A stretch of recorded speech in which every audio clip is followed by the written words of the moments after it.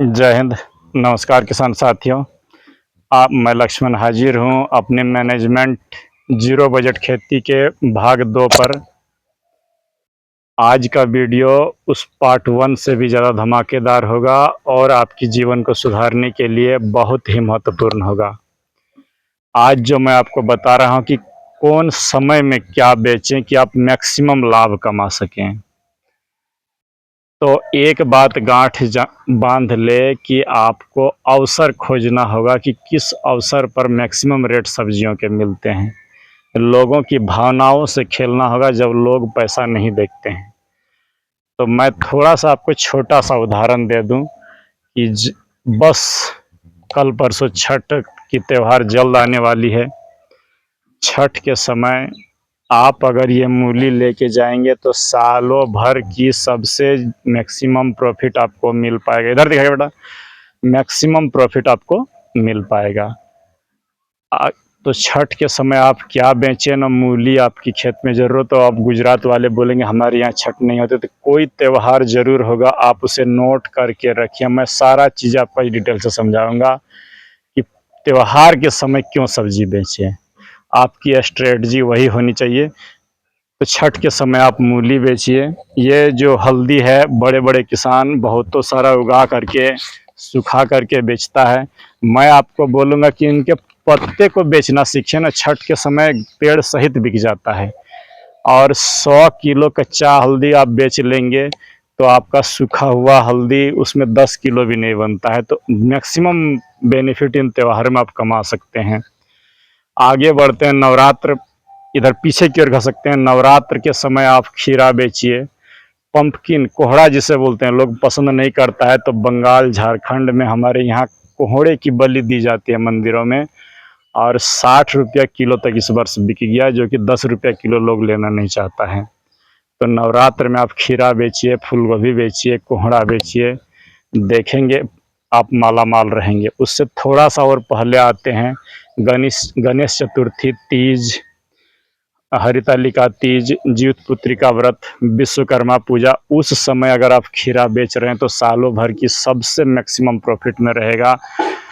तीज के समय कर्मा और आपका जो है ये जीवित पुत्री का व्रत में खीरा तो बिकेंगे ही महंगा रेट में, आपका खीरे के पत्ते भी बिक जाते हैं, लेकिन बेचने वाला चाहिए। जो आपका पितर पक्ष होता है उसमें खीरे के फूल बिकता है, तो आप उसे बेचना सीखिए। कहने का बात को समझिए कि कौन समय क्या बेचें। पीछे की ओर आते हैं तो मैं आपको ये बताऊं, रमज़ान माह को आप अगर टारगेट करके अभी से टारगेट करेंगे नवंबर महीना में, और आप टमाटर की नर्सरी डाल रहे हैं, बैगन की नर्सरी डाल रहे हैं, हरी मिर्ची लगा रहे हैं, पुदीना लगा रहे हैं, आप मैक्सिमम प्रॉफिट में रहेंगे। नर्सरी अभी डालना होगा, तब आप मार्च में उसमें पैसा ले पाएंगे। अभी रोपाई करने में टमाटर कभी नहीं बोलूँगा। आप बीज डालिए 20 नवंबर तक, 20 दिसंबर तक रोपाई होगी। पौधे ठंड में सिकुड़ साकुड़ के रहेगा, खाद उद देना शुरू करेंगे, मार्च में आपको उत्पादन मिल जाएगा। तो रमज़ान में आप तरबूज, खीरा, ये बैगन, टमाटर, पुदीना, धनिया, ये सब बेचिए ना। आपको मुनाफा से कौन रोक लेगा, वो मैं देखूंगा। किसान साथियों, बस बताने का मकसद यही है कि साल भर के जो 12 महीने हैं, मैं आपको 9 महीने खेती करने बोलूँगा। पहला ट्रेल आपका शुरू होगा, चीज़ों को नोट कर लीजिएगा। पहला ट्रेल जो शुरू होगा वो आपका जो है, आप शुरू करिए मई से बीज खाद खरीदना। जून में लगाइए खीरा, लौकी, भिंडी और थोड़ा सा बैगन, अधिक नहीं। आप मैक्सिमम प्रॉफिट में रहेंगे अगर इन 4 चीज़ों को जून में लगाएंगे। तो कभी भी भिंडी, लौकी आपका जून जुलाई में सस्ता नहीं बिकता है। तो इन चीज़ों का आप मई, जून, जुलाई में, खीरा को साल में 3 बार उगाए। कब रोपाई करें? पहली रोपाई 4 बार। पहली रोपाई करें आप जून में, दूसरा रोपाई करें जुलाई में, और सबसे अधिक मुनाफा कमाने के लिए आप देसी खीरा, मैं बताऊंगा बीजों को। बीज नहीं मिलता है तो मैं बीज दूंगा आपको, बस धैर्य रखिएगा। अभी आपसे नहीं कांटेक्ट कर रहा हूँ, कुछ वजह है। आप अगस्त माह में खीरा लगाइए, मैक्सिमम प्रॉफिट आपका ज़िंदगी का रहेगा। खीरा जो कि नवरात्र, विश्वकर्मा पूजा, दुर्गा पूजा, जन्माष्टमी सब पकड़ा जाएगा। तो उस समय हर माह 3 स्ट्रीम में खीरा लगाइए। अगस्त महीना आपकी ज़िंदगी के लिए सबसे महत्वपूर्ण होगा। पहला जो मैं स्ट्रीम बांट रहा हूँ जून जुलाई अगस्त। तो अगस्त महीना में आपको नर्सरी तैयार करना है बैगन की, मिर्च की, फूल गोभी, बंद गोभी, ब्रोकली। ज़्यादा अगेती ना करिए नहीं तो फंसेंगे। वैरायटियाँ मैं बता दूंगा समय समय पर, उसको लगाइए, भारतवर्ष में कहीं वो धोखा नहीं देगा। अगस्त आपका नर्सरी तैयार करने का समय है। सितंबर में आप धनिया से मैक्सिमम पैसा कमा सकते हैं। बीज तो मैं दे चुका हूं, अपना चैनल में वीडियो पहले से इस साल डाल के रखा था। आते हैं अक्टूबर नवंबर दिसंबर में क्या करें, तो इस समय आप मेथी, जुकनी, पालक आपका निकलना चाहिए। अक्टूबर में बंद गोभी, मैं यही बात बोलूँगा, अक्टूबर में बंद गोभी, फूल गोभी का हार्वेस्टिंग हो तब आप 2 पैसा कमा पाएंगे। 60 दिन वाली वैरायटियाँ लगा करके अक्टूबर नवंबर में ही गोभी बेच के ख़त्म करें, कभी भी ज़्यादा लेट ना करें। चलिए आगे बढ़ते हैं। जनवरी फरवरी मार्च या अंतिम स्ट्रीम होगा आपका, उस समय आप क्या करें कि तरबूज, भिंडी, लौकी पर दांव खेलिए। कौन आपको मुनाफा से रोकेगा मैं देखूंगा। कभी भी आप उस समय बैगन ना लगाइए, नहीं तो दवाई मारते मारते परेशान हो जाएंगे, घाटे में रहेंगे। तो इस तरह से 3 स्ट्रीम लगाइए। बाकी खेत को 2 महीना गर्मा में छोड़ दीजिए, उनको आराम करने दीजिए। फिर से आप मई जून से फिर शुरू करिएगा। तो ऐसी रणनीतियाँ लगाएं कि कब क्या किस महीने में लगाए। मेरे साथ बने रहेगा, मैं बताऊंगा। चलिए आगे आते हैं। आप बोलते हैं बेचने में दिक्कत होती है। किसान साथियों, मैं आपको एक बात ये ज़रूर कह दूंगा कि कोई दिक्कत नहीं होगी। खुद आपको ब्रांड बनना होगा, किसी का फॉलो मत करिए, आपका खुद लोग फॉलो करें, इस बात को ध्यान रखें। क्या करें, आप शहर से दूर हों तब भी एक बार ट्रकों में भर के मंडी ले जाने की ज़रूरत नहीं है। अपना एक फ्लैक्स बनाइए, बैनर जिसे बोलते हैं, रोड के किनारे एक छोटा सा दुकान लगा लीजिए, छोटा सा शुरुआत करिए।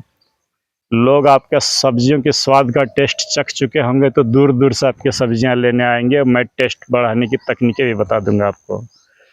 छोटा से शुरुआत करिए, संकोच छोड़िए कि मैं अमीर हूँ लोग क्या कहेंगे। निरमा कंपनी का जो मालिक है ना, साइकिल पर पहले निरमा बेचता था, आज देख सकते हैं कि भारत में नामी लीडिंग कंपनी है। तो आप छोटा से शुरुआत करिए। घाटे खा रहे हो तो कभी महंगी खेती जैसे शिमला हो गया, स्ट्रॉबेरी हो गया, बैगन हो गया मत लगाइए। जिससे 100-200 से पैसा निकले उसको लगाइए। चलिए आगे बढ़ते हैं। आपकी रणनीतियों को थोड़ा सा मैं बदलने का प्रयास करूंगा कि आप जो है, आपको एक डायरी लेना है कि किस महीना क्या बेचे। आपको खुद वो तय करना होगा कि आपके इलाके में ज़रूर सब्जियां बिकती है। 52 सप्ताह का उसमें एक भाग बना दें और हर सप्ताह नोट करें कि कौन सप्ताह में क्या सब्जियां महंगा बिक रहे हैं आपके इलाके में। उसको लिखते जाएं। वैरायटी मैं बता दूंगा, खाद मैं बता दूंगा, दवा मैं बता दूंगा। और उस 52 सप्ताह के सब्जियों का एक कंक्लूजन निकालें कि मुझे क्या बेचना है, किस समय में, कौन त्यौहार में कौन सब्जी महंगा बिकेगा।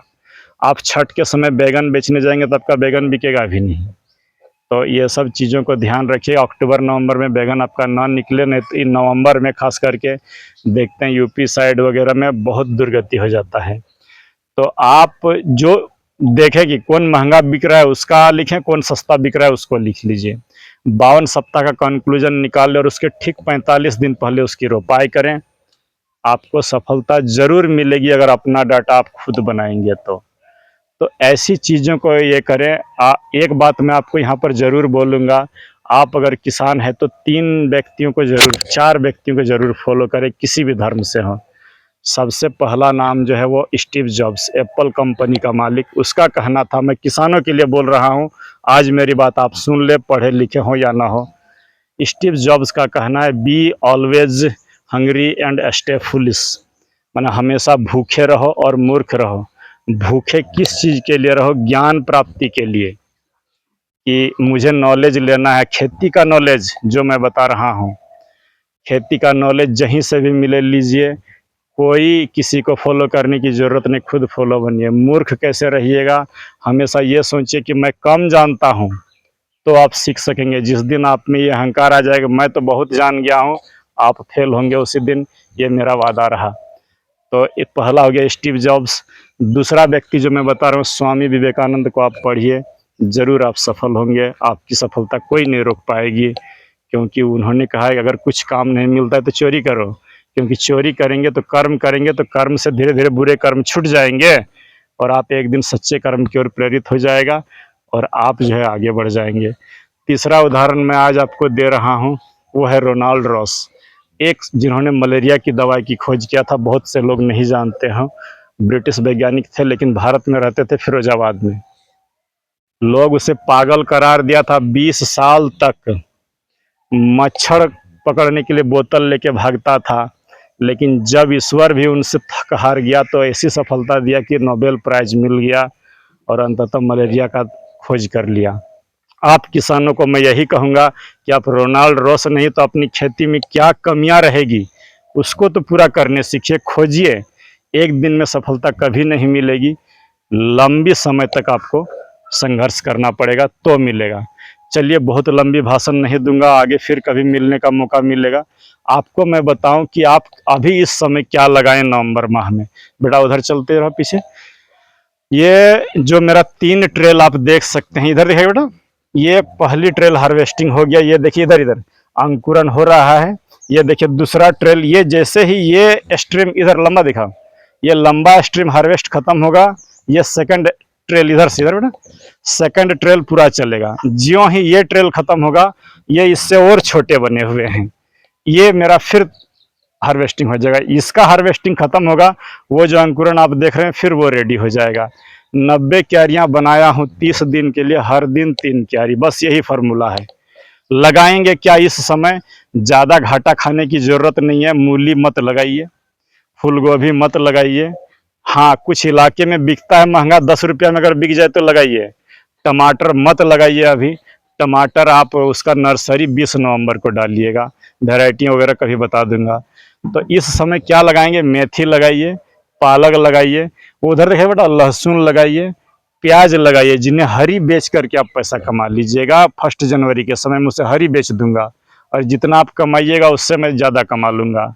एकड़ करने की ज़रूरत नहीं, छोटा करिए एकदम, लेकिन अपना स्ट्रेटजी खुद बनाइए। बस यही सिखाना चाह रहा हूँ कि आप अपनी दवाई, हर खेत यूनिक होता है, बस ये जान लें, हर खेत और आप खुद स्वयं यूनिक है।